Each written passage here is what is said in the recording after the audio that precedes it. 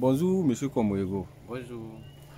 Je suis Diallo Abdoulaye, Santé. étudiant en géographie. Ah, merci.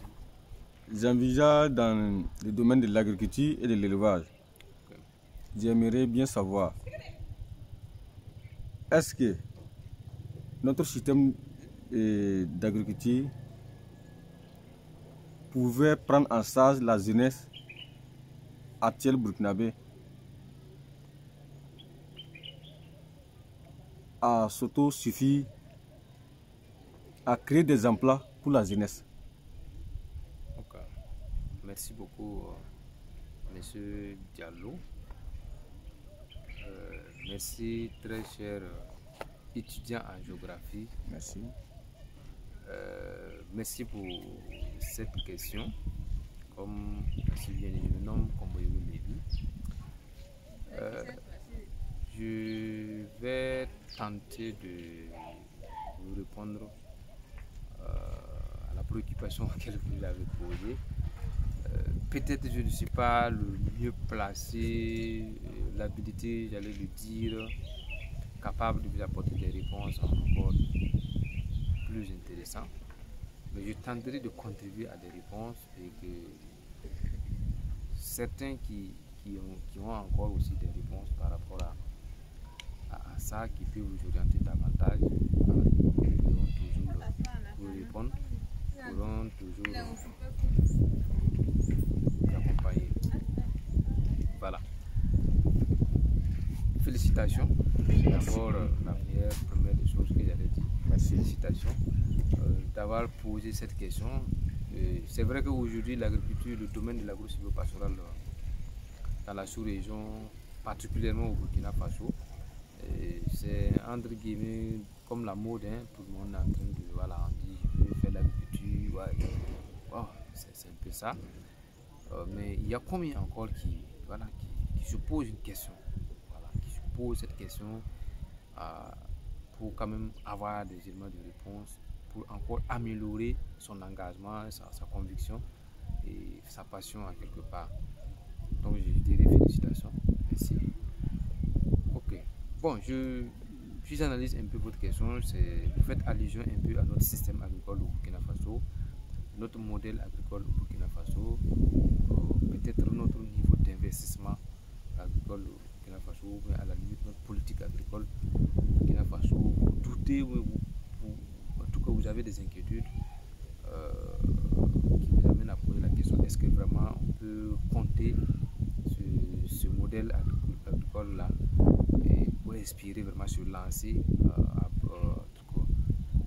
totalement pour inspirer vraiment une réussite parfaite comme les autres secteurs, voilà, qui nous fait croire qu'ils nourrissent leurs hommes.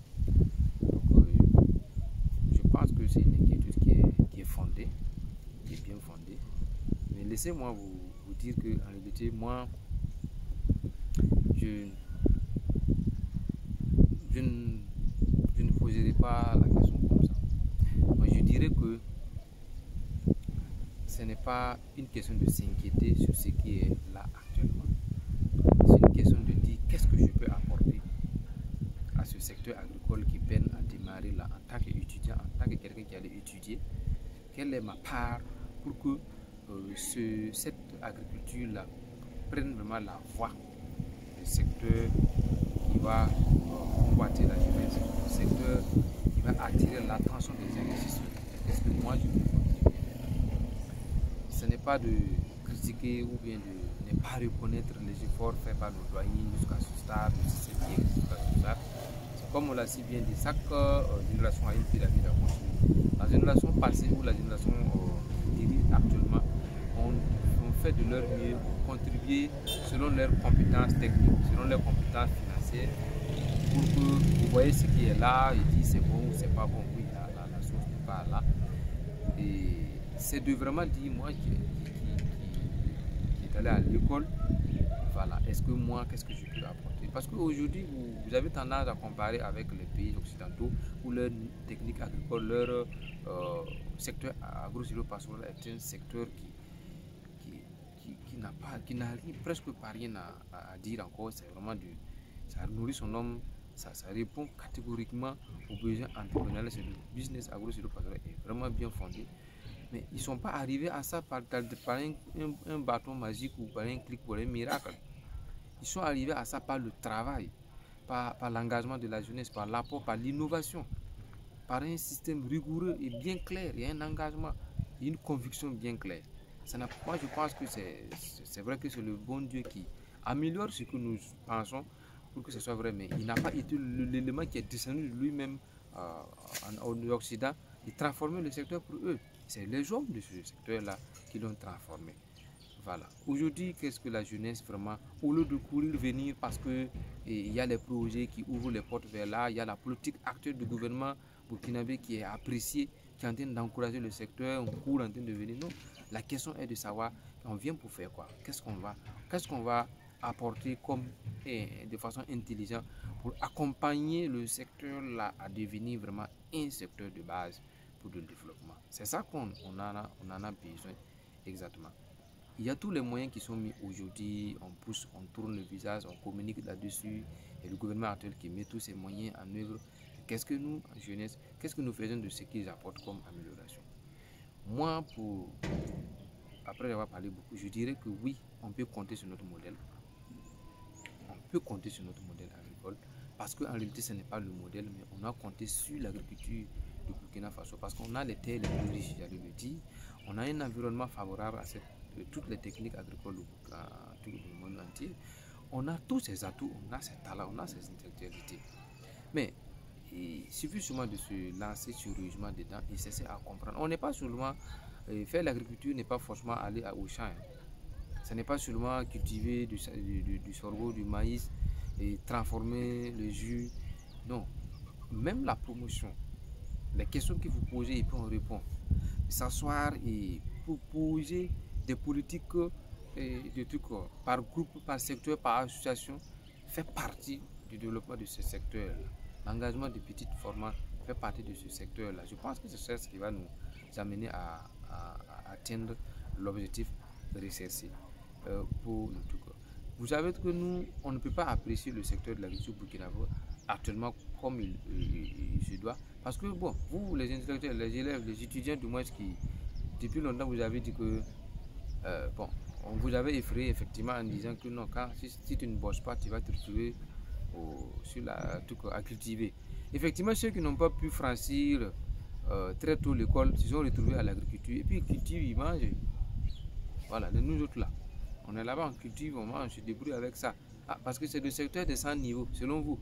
Donc, vous ne pouvez pas venir attendre du miracle avec le secteur de 100 niveaux. Puisque ceux qui sont intelligents sont allés dans notre secteur, ailleurs. Et ceux qui ne sont pas intelligents repartent à la Daba. Maintenant, aujourd'hui, vous avez été intelligent, vous êtes allé au fond. Vous êtes intelligent, vous avez toutes les compétences. Vous voulez revenir vivre des résultats de ceux qui ne sont pas intelligents. Excusez-moi, est-ce que ça peut aller? Non, ce n'est pas de critiquer. Amenez vos compétences, on va développer le secteur ensemble. Je pense que c'est ça qui est la leçon. Donc, je passe par ce message aussi pour dire vraiment merci à toutes les politiques qui concourent au développement de ce secteur agro-silvopastoral et aux jeunes, à la jeunesse, de venir avec ce qu'on a. Ce que j'avais vraiment à apporter selon ce que moi aussi je pense. Voilà, grandement merci M. Komboigo. Vraiment, je voulais, nous parlons toujours des politiques agricoles. Est-ce que ces politiques agricoles c'est une réalité ou bien est-ce que ces politiques agricoles sont mises en place pour le développement de ce secteur? Bon, je ne sais pas qu'est-ce que je veux dire. Parce que nous, j'allais dire que c'est une réalité puisque ce qui se passe actuellement au Burkina Faso, j'allais dire que ça fait partie des premières occasions où les choses dites sont en même temps les choses qui se passent, quoi. Moi particulièrement qui est producteur, je suis producteur du maïs. Bon, moi je constate les changements sur le terrain. Je ne constate pas les changements dans les journaux où on communique et puis après on ne voit rien. Aujourd'hui, quand on dit qu'on a donné de la semence à la population burkinabé, c'est vrai qu'on ne peut pas atteindre on ne peut pas donner à tous les producteurs, on ne peut pas les servir comme il se doit. Mais quand ils ont dit on va partager les semences avant le début des premiers pluies, c'est une réalité au Burkina cette année. Et quand ils ont dit qu'ils vont disponibiliser certains intrants, une réalité. Moi, je suis un bio-agripreneur. Moi, je suis dans l'agro-silvo-pastoral écologique et biologique. Moi, je travaille à développer les bio-intrants. J'ai mis en place du compost et avec une équipe, on travaille pour le développement du secteur. Et c'est la première fois cette année que l'État a pris l'engagement de payer des bio-intrants pour mettre à la disposition des producteurs. Et ça a été une réalité. Et donc, effectivement, il y a des producteurs qui ont eu à des prix subventionnés du compost, des sacs du compost et qui ont amélioré. C'est une réalité. Vous voulez qu'on vienne vous dire une réalité plus que ça quand ce ne veut pas dire que ce qui est passé n'était pas une réalité. Oui, c'était une réalité. Il a fallu que nous viennent trouver, bon, pas nous, que ce qui est là trouve ce qui est passé, même si ce n'est pas atteint, pour qu'on continue. Parce qu'il faut éviter de blâmer et tout ce qui est passé. Si ça n'a pas existé, nous n'allons même pas venir corriger. Donc c'était bon. Mais on sent encore une grande réalité avec ce qui se passe aujourd'hui qu'avant. Donc moi je dirais que cette politique d'accompagnement de l'agro-silvo-pastoral prise par les nouvelles autorités est une vérité. Mais l'œuvre humaine ne peut jamais être satisfaite à tout moment. On ne peut pas aussi attendre que quelqu'un vienne prendre des décisions pour vous sauver. Il faudra aussi que vous mettez notre main dans la pâte pour que ce qu'ils disent là ne soit pas seulement des discours.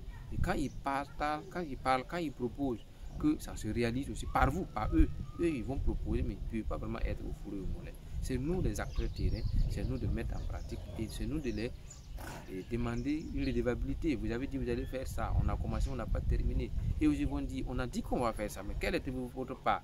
Nous, jeunesse, on a travaillé effectivement à arriver à ça. Vous aussi, vous devez terminer. Donc, c'est nous, nos jeunesse là qui peut amener aux politiques de répondre à nos besoins. Voilà. Donc, s'ils disent qu'ils vont faire et qu'ils nous engageons aussi à faire ce qu'ils demandent de faire, il nous faudra que terminer, puis pas terminer. Mais s'ils proposent, ils engagent, ils actionnent, ils vous encouragent, et vous aussi vous n'actionnez pas, vous ne mettez rien en épreuve, vous ne commencez pas, mais ils vont continuer la suite avec vous. Comment? Donc, le couteau à nous tous, hein, il y a l'engagement du gouvernement, mais il y a notre engagement aussi qui compte. Voilà. Oui. Merci pour votre éclaircissement. Merci et votre contribution. Merci beaucoup. Merci.